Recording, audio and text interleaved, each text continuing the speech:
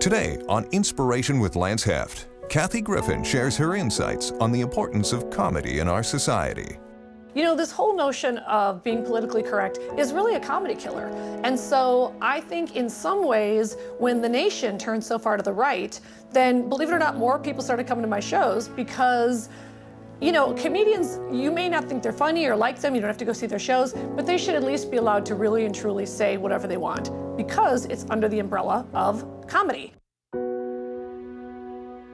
Quiet, unassuming, and shy are certainly not words that are used to describe Emmy Award-winning comedian Kathy Griffin.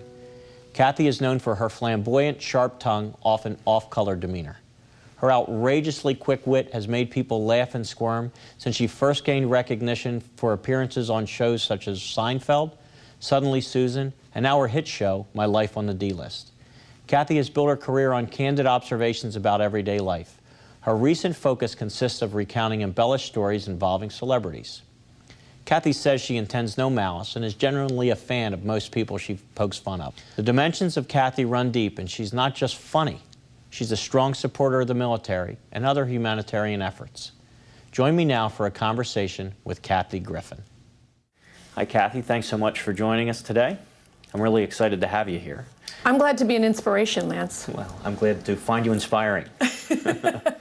So growing up, were you always this funny? What kind of kid were you? Yes, I was always, some might say annoying, but I'm going to go with funny. Funny. So I read somewhere that you felt like you were an outcast growing up, and is that true? Yes, I felt like an outcast and know that I continue to be one. And you know what? It made me a star, and it bought me a nice big house. That's right. So the heck with them all. And I'm talking to you, cheerleaders, who tortured me, and you know your names. Also, football players, I see you. Yes, I believe that the concept of the D-list is something that more people can actually relate to than the A-list. For example, as much as I love to make fun of the A-listers, and I'm secretly bitter and jealous of them, I think that probably the average person more often feels like they're on the D-list in their life, you know, at their family reunion or at their office, than in fact on the A-list. So if they feel that way, what do they do to change the feelings, do you think? Well, I actually think you should embrace your status, whatever it is. And I embrace my D-list status. And, you know, a lot of A-listers certainly embrace their A-list status. For example, the Ashton Kutchers of the world, or the Demi Moores. She embraces her A-list status, and I don't really know what she does anymore. It's a little bit of a mystery to me. It is. But she's very famous and beautiful, and good for her. Do you touch a tinge of insincerity in my voice? Not at all. I like it. Neither.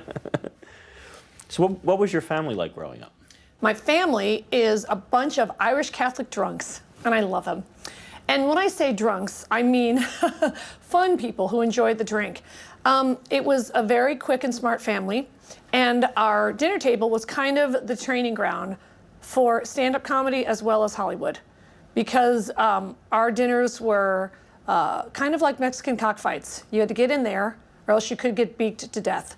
And you had to really know your stuff to keep up with my mom and dad and read the paper. And, you know, I'm from Chicago, so you had to know which alderman was on the take, as well as making fun of celebrities. So it was a lot of judgment. It was kind of not unlike The Last Supper, a lot of uncomfortable judgment. So without a doubt, you're a straight shooter. I'm a straight shooter. I shoot from the hip. Most importantly, I shoot. And I shoot to kill, Lance. And yes, I get in trouble. I take my knocks. I'm expecting to be banned from this show. But, you know, I get in trouble on various shows and award shows. But every so often, I try to make a little water cooler moment and try to amuse the people. But, you know, I get in trouble. I pay the piper. Yeah, but you stay true to yourself. I'm true to myself. And wait, because I'm an inspiration? Yes. I'm trying to embrace my new label as inspiration. I've heard annoying, hag, tired hooker, but I haven't heard inspiration enough. Well, I think you're very inspirational to many people. You're involved with a charity or a group called GLAAD? I'm involved with many groups. Most of them are gay-themed. Right. And one of them is GLAAD, and I am, and they are the Gay and Lesbian Alliance Against Defamation? I don't know, but I got an award and it was great. Right. T.R. Knight gave it to me and he is yummy. If I could switch him, I would. And yet I celebrate him for his choices. So yes, charities are of course important, and I do a lot of work with the gay community because being a gay man, which is what I am, I feel the struggle and the pain. And so I live in California, where I'm ashamed to be living in a state with the Prop 8 nightmare happening, which is ridiculous. So much like when Natalie Maines of the Dixie Chicks famously said she was embarrassed to be from the same state as our president. And by the way, can you get over the heat she took for that? That was really nothing compared to my second show here in Atlantic City. Yes. The horrible things I'll say. Anyway, yes. I hope you're kind to me at your next show. I'll tell you right now, you're in my act, Lance. Okay, I can tell, great. Just based on the tie alone, you're going down hard. I wore the tie for you, though.